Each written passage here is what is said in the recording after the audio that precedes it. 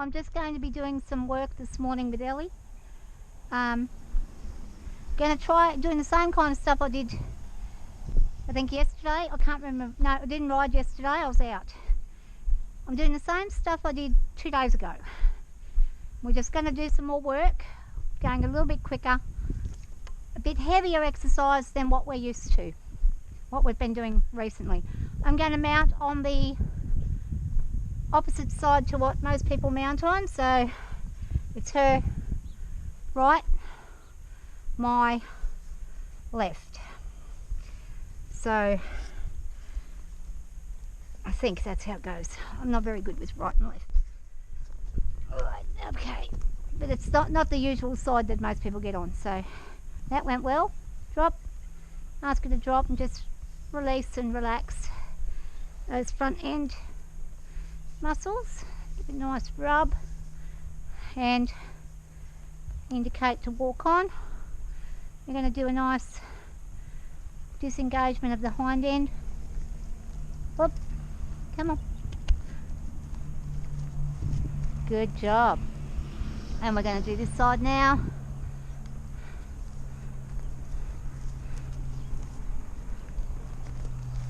Good job. Okay. Drop. Good job.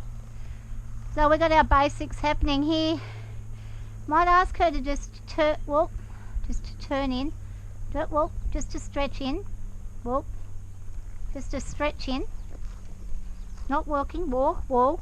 There. Good. And now this side. Stretch in. No. We're going in. Give, bend, give. So I'm just going to ask her to give. But she thinks that I'm asking her to turn and I'm not. Well, I'm not asking her to turn. Put the pressure off. There we go. Good girl. And an immediate release of the pressure there. We'll try again this side. Just ask her to turn. I'm going to move my foot back and there. Move my foot back and give. There. Good girl. Now I'm going to ask her again to use her legs by tapping and turning her as I'm tapping, so she can distinguish between the two. If I'm tapping, that means we want a disengagement. Yes, good girl. So that was pretty good. She's got her head nice and low, actually a little too low. We'll lift her up a little and we'll walk on. Good girl.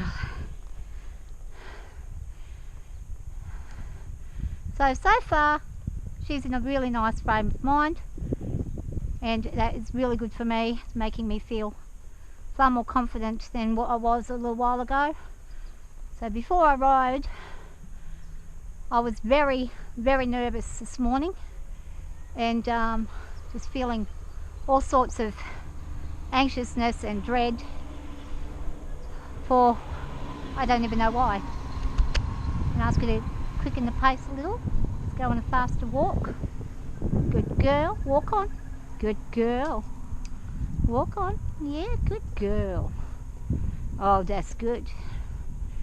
And just wanting to get some energy out, and for her get some exercise on, and for me get some energy off. So we're both going to benefit from this today in a great way, which is really good. Now I'm going to ask her to trot a little, and I'm just going to sit that little trot, just a little. And she's remembering what we did yesterday, not yesterday, the day before, how I wanted the circles while I was trotting. So she's doing that herself, which is really nice. And I'm not going to stop her because I haven't asked her to not stop. So, and turn in.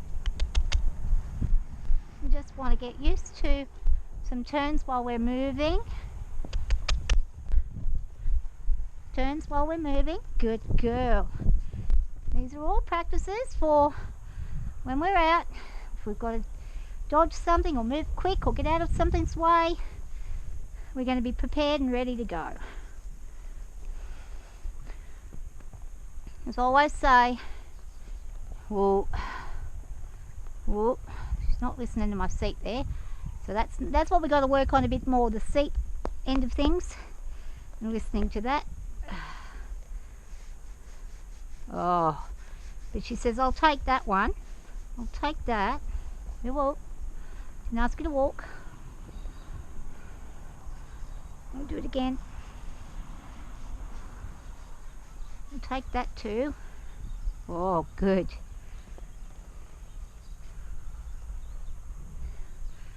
I'm just going to sit for a second. Just enjoy the moment of quietness. And let me move my foot up and down so she's again experiencing things that may happen. If something was to fall on her bum, suddenly something happened, she wouldn't be frightened as much because she's used to being touched there.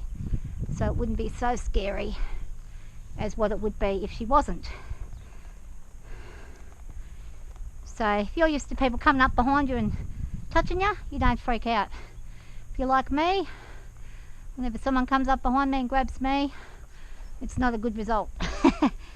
You're best not to do that with me. You might end up on the floor. I'll just freak right out.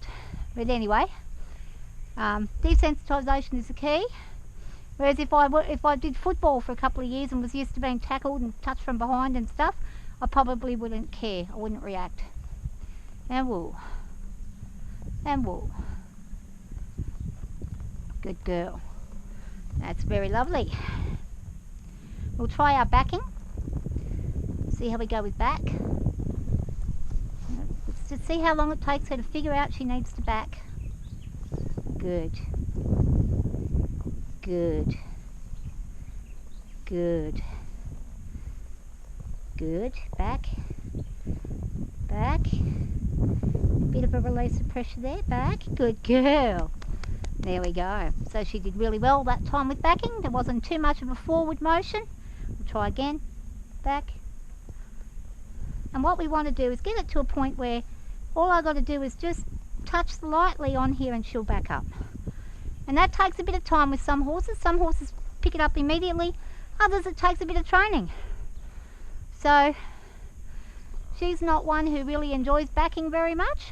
But I also need to teach her, that whenever my reins are up here, if I back from up here, that's still the same point.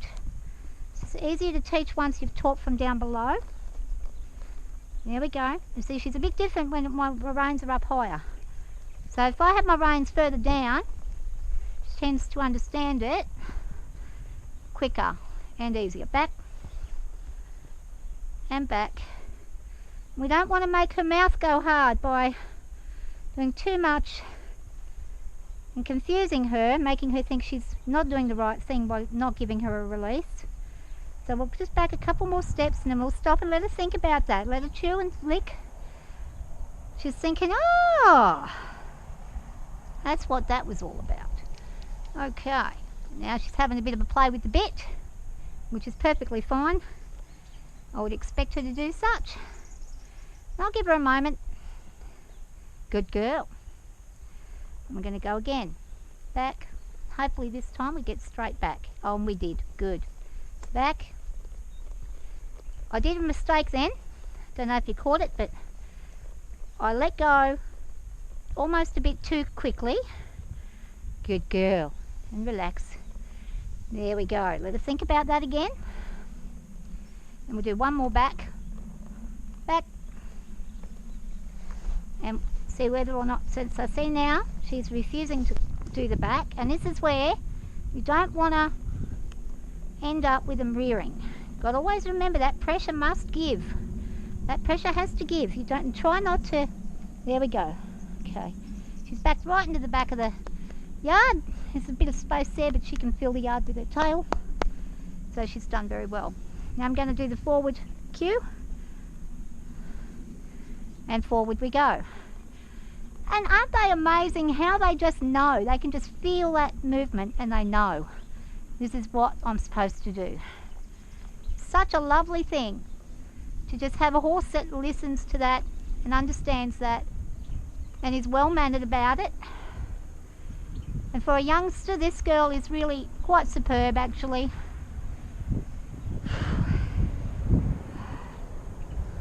And she's really getting, the more that we work, the better she's getting, and the neck reining she's getting really good with. So I'm just gently tapping to the side, and I'm just trying to get her to really listen to that. And if I need to go a little bit harder, I will.